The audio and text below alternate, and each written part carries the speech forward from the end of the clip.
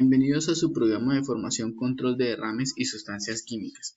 El día de hoy hablaremos sobre los procedimientos básicos para el control y atención de un derrame o un vertimiento accidental y además vamos a definir qué es un derrame y qué es un producto químico. Un producto químico está formado por uno o más compuestos químicos que le permiten cumplir con una determinada función. Un ejemplo de esto son los productos caseros que tenemos para realizar limpiezas, lavados y desinfección de zonas.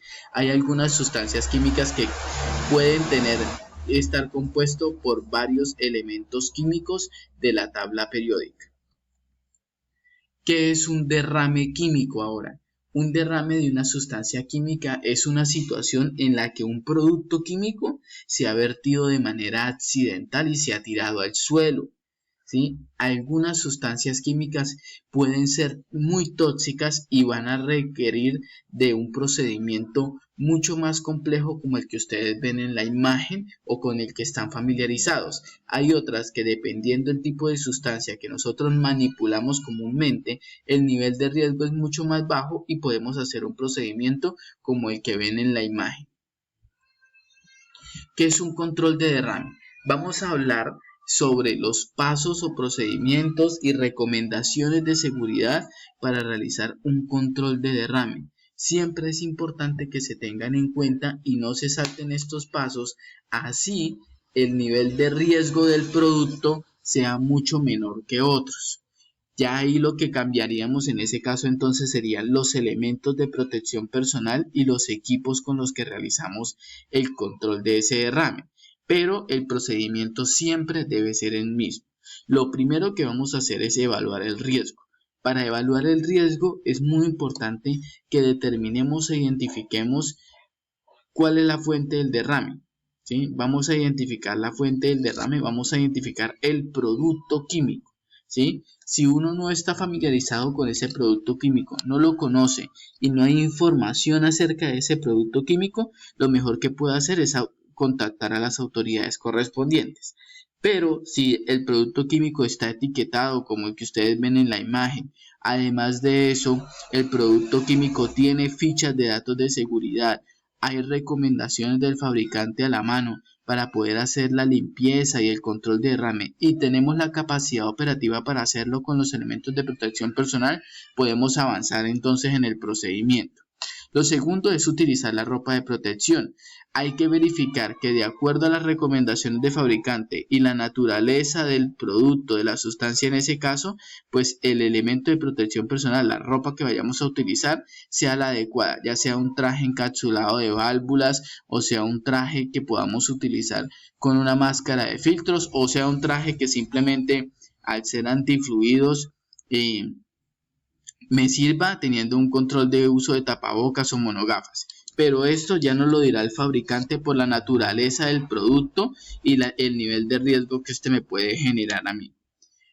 La contención, ya luego vamos a hacer la contención. En el caso de los líquidos, es muy importante que hagamos una contención muy rápida para evitar que el producto se siga esparciendo y empiece a tocar y a contaminar algunos muebles, enseres o llegue a caer a los desagües y estos desagües pues van a irlos llevando a fuentes hídricas y podría generar un daño ambiental. Entonces cuando hablamos de líquidos, el primer paso que debemos hacer es la contención en este caso para evitar que el líquido se siga esparciendo en las instalaciones y llegue incluso a zonas ambientales. Vamos ahora sí a detener el derrame desde la fuente. Importante aquí que tengamos en cuenta que al momento de identificar la fuente vamos a empezar a analizar cuál es el procedimiento más adecuado. Si hay que cerrar válvulas, si hay que girar tambos perforados, si hay que poner tapones o tacos de madera, si hay que utilizar masilla epóxica, si hay que utilizar abrazaderas.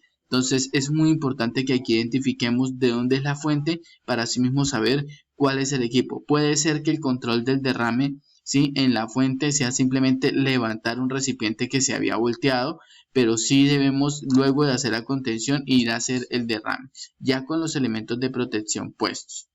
Comenzar la limpieza. Recuerden que siempre les he dicho que al evaluar primero el nivel de riesgo del producto, asimismo vamos a saber si la limpieza va a ser básica y sencilla como la que ustedes ven en la imagen, o si voy a necesitar productos adicionales, equipos adicionales y elementos de protección de una complejidad mucho más alta. Hay que utilizar material absorbente, podemos utilizar cojines o podemos utilizar paños absorbentes para recolectar el producto, y luego de esto podemos utilizar también material absorbente orgánico sintético como el acerrín o materiales sintéticos de absorción, pero esto es dependiendo de la naturaleza del producto.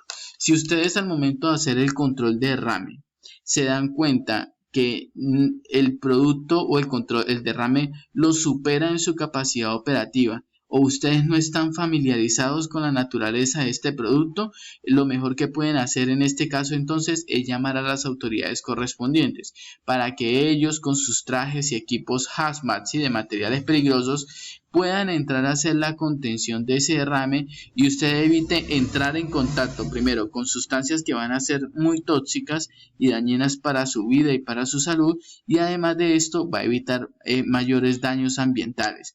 Si usted verifica y usted ve que no tiene la capacidad operativa para hacer el control de la limpieza, lo mejor es que llame a los equipos para emergencias. Ya posterior a esto vamos a hacer el desecho. Ya recogimos, absorbimos el material, vamos a hacer el desecho de ese material. Ese material, si hacemos todo ese procedimiento de control de derrame, lo ideal es que no lo tiremos al botadero de basura común, sino que le demos una disposición final adecuada, con el color de la bolsa adecuada dependiendo del tipo de sustancia, pero siempre que sea una sustancia contaminante o biológica debemos utilizar las bolsas rojas, y aclararle al personal de aseo o de limpieza, en ese caso, que es un producto contaminado y que debe hacerse una disposición final del mismo. Ahora, cuando se trata de líquidos, sobre todo, hay líquidos que antes de hacer la contención pueden entrar en contacto con muebles y enseres. Dependiendo de la naturaleza de ese líquido, si no podemos hacer una limpieza y una desinfección de eso que tuvo contacto con el líquido, ese mueble, ese recipiente que tuvo contacto con el líquido, también deberíamos desecharlo en ese caso, porque es una pieza o un material que va a estar contaminado en un área limpia. Entonces, tengamos en cuenta que debemos limpiar y eliminar todo aquello que haya tenido contacto, en ese caso con la sustancia. Ya luego vamos a hacer descontaminación. Si hemos leído la ficha de datos de seguridad y sabemos que podemos hacer una descontaminación, por ejemplo, con agua, con desengrasantes neutros, o qué tipo de desengrasantes podemos utilizar, entonces hacemos la descontaminación. Pero siempre importante primero leer las recomendaciones del fabricante para que el producto o residuos del producto no vayan a reaccionar, por ejemplo, con agua en el caso de algunos ácidos o productos alcalinos. Luego reabastezca los materiales, haga un inventario, un listado de los insumos que utilizó, esto con el fin de identificar cuáles ya no tenemos en el kit de derrame para poder reemplazarlos y poder responder nuevamente a otro derrame que se presente. Anexe al kit de derrame una hoja con el inventario siempre actualizado de lo que no hay y de lo que falta, e informe de manera inmediata a su supervisor o jefe de área para que se haga un reabastecimiento de los insumos que se utilizaron y mantener nuestro kit de derrame ambiental al día. Eso no solamente incluye los insumos, sino también los elementos de protección personal. Ya como último punto, vamos a hablar sobre los elementos básicos o el contenido básico de un kit de derrame primario. En este caso debemos tener una escoba para barrido y limpieza, ¿sí? Un recogedor que debe ser plástico, al igual que la pala antichispas plástica. Esto en caso de que vayamos a hacer la contención o limpieza de un producto que sea combustible e inflamable y no ir a generar chispas que me vayan a ocasionar una explosión o una combustión espontánea, un incendio. Entonces la pala debe ser plástica, igual que el recogedor. Las bolsas rojas, en este caso todo el material que nosotros recojamos en un derrame va a ser material contaminado, entonces debemos de tener una bolsa roja. Máscaras de filtros o tapabocas, dependiendo de las sustancias que comúnmente ustedes manejan. Si manejan sustancias solamente para aseo, por ejemplo, que no emanan gases o que no emanan vapores tóxicos. En el caso de los líquidos, pues ustedes podrían llegar a tener tapabocas, eso sí, tapabocas adecuados para este tipo de labor. Si no, es importante que tengan entonces máscaras con filtros si hay líquidos que puedan emanar vapores o trabajan con líquidos de una base ácida, ¿sí? Entonces deberían tener una máscara con filtros. Una mandarria de goma en caso de que necesitemos golpear o poner los tacos de madera para taponamiento en un recipiente metálico, en algún recipiente donde se necesite golpear y hacer presión, la mandarria no nos vaya a generar tampoco chispas. Tacos que deben ser de madera para tapar o sellar algunas fugas.